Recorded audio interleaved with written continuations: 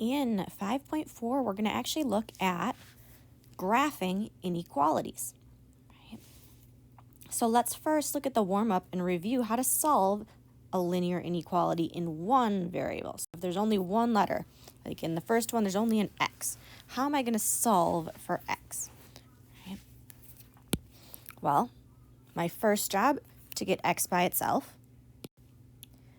If I do that, I'm going to start by adding 4 to both sides.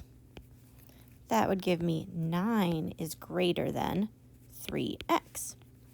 Right. And then when I divide by 3 to get x by itself, I get that 3 is greater than x. Remember, we always want to write our answer with the letter part first. And with an inequality, if I flip sides, if 3 is greater than x, that means x is smaller than 3. Because there's no line underneath that symbol, we knew that it was an open circle. So I need to put an open circle at 3. And I want x to be less than 3. So which way are the numbers less than 3? To the right, like 4 and 5, or to the left, like 2, 1, 0. So the ones over here, 2, 1, 0, are all less than 3, right? We said as long as that letter came first, the way this symbol is facing tells me the way my arrow should be facing on my graph, right? It tells me which direction to go from that circle. What about the second one? Right. Couple options, right? I could add 3 and then add 21, or I could put the 3 and the 21 together first since they're like terms. So this is really just 7a and then negative 3 minus 21, if I add those up, I get negative 24. Right. And then I could add 24 to both sides. 7a is greater than 21, and divide by 7. So a is greater than 3. Again, there's no line under my symbol, so I know it's an open circle. So I put an open circle at 3, and then this time I want the numbers greater than 3. So that would be like 4, 5. So I'm going to go to the right. Reminder, please make sure you're putting your circle, whether it's open or closed, on the line, right? I don't want the circle above the line, but if you can't tell that you drew the line in that direction, right, the option is instead of putting the circle above the line, right, so I still want you to put the circle on the line, but you can always go like this to show from the circle I went to the right instead of actually staying on the line with the arrow. That's up to you. And what about numbers 3 and 4? Well, number 3, it looks like we have some things to do. There's some parentheses. So my first job is to distribute. So if I distribute that negative 3, that means I get negative 3b, and negative 3 times positive 2 is negative 6, and there's still a plus 1 is less than 7.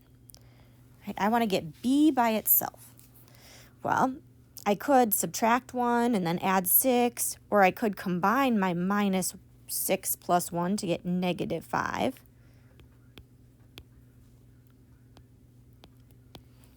And then I add 5 to both sides.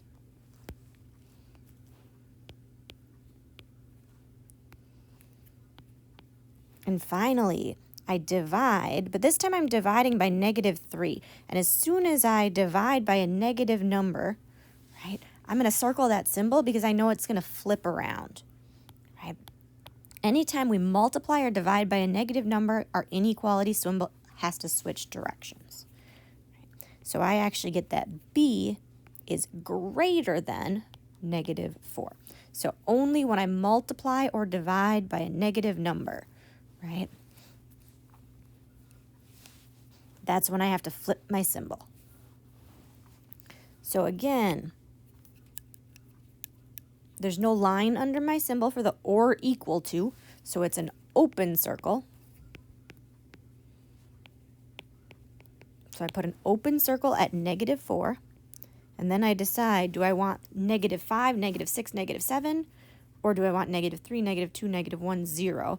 As long as I put the letter first, that symbol tells me which direction to go, right? So I would go to the right. I want the numbers bigger than -4. So the bigger numbers go to the right. And the last one, if I start by distributing, that means 18b, and 2 times -1 is -2, is greater than or equal to 19 minus 3b. So get rid of the parentheses first. Then I want to get the b's on the same side. So I'm going to add 3b to move that b part to the other side. And I'm going to line it up with my other b part so that when I add them up, I get 21b minus 2 is greater than or equal to 19. From there, we're just adding 2 to both sides. 21b is greater than or equal to 21, and finally dividing by 21. So I get that b is greater than or equal to 1. And now this time, there's the line under my symbol, the or equal to part, right? That means we have a closed or filled in circle. Right, so I need to put a closed circle at 1. I need to fill in that circle because 1 is a possible answer. And then all of the numbers greater than or equal to 1 are the numbers like 2, 3, 4, 5. So going to the right. Right, so that was a good quick review of solving inequalities. And those key things with open and closed circles, that's going to transfer into our new stuff, right? And still dividing by a negative and having to flip our symbol is going to transfer into our new stuff too. So let's look at the first part of our new stuff. Right? The first thing we have to do, if we look at solving and graphing linear inequalities. Right? So if you turn to the next page in your notes, a linear inequality in 2 variables, x and y, can be written as it shows here, right? These are all examples of linear inequalities in 2 variables. They have x's and y's. A, b, and c are just any numbers, right? We check whether ordered pairs are solutions to inequalities the same way we did for equations. We plug the numbers in for x and for y, and we see if it makes a true statement. So 2 times -1 plus 9 is less than -3. Is that true or false? Well, that's -2 plus 9, and -2 plus 9 is 7. Is 7 less than -3?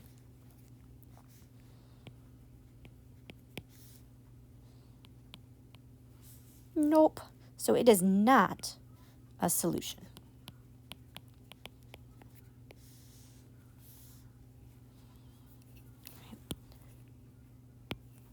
Or if we look at letter B, if I put 2 in for x and -2 in for y, 2 minus 3 times -2 is greater than or equal to 8.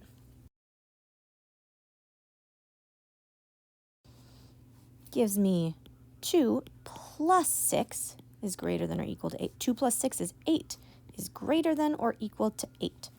Right? So again, when we do these, we don't want to move stuff from one side to the other. Like I don't want to subtract 6 from both sides.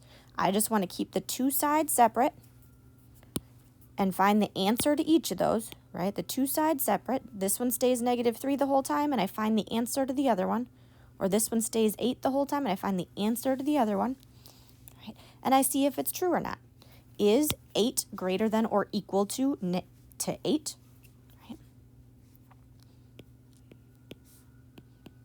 Since that's true, or it checks, right, we can say that point is a solution.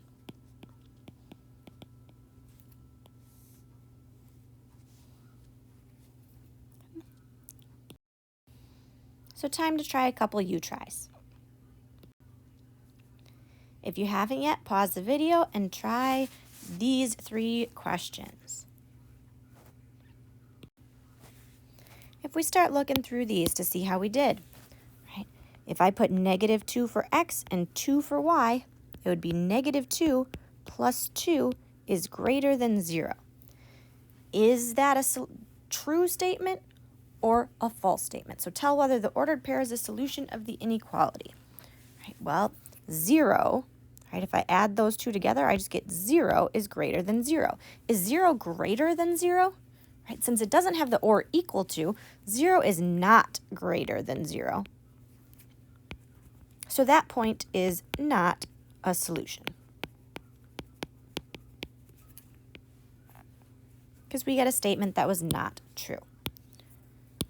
In number 2, if I put in 0 for x and 0 for y, 4 times 0 minus 0 is greater than or equal to 5.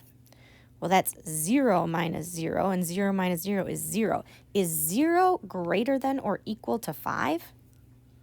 Nope, 0 is less than 5. So that point is not a solution.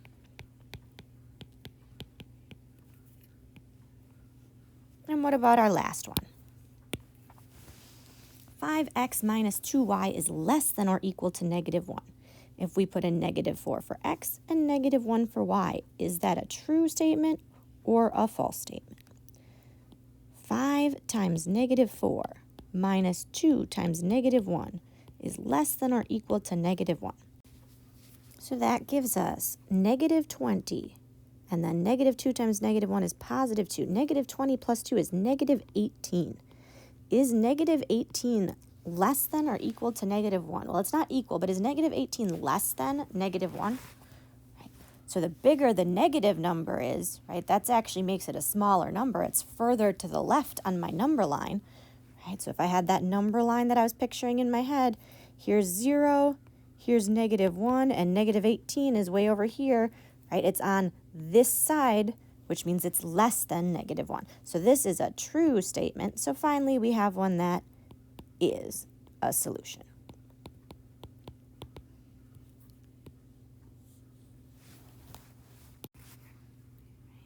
And then we'll go ahead and we'll look at the rest of the examples in the next video.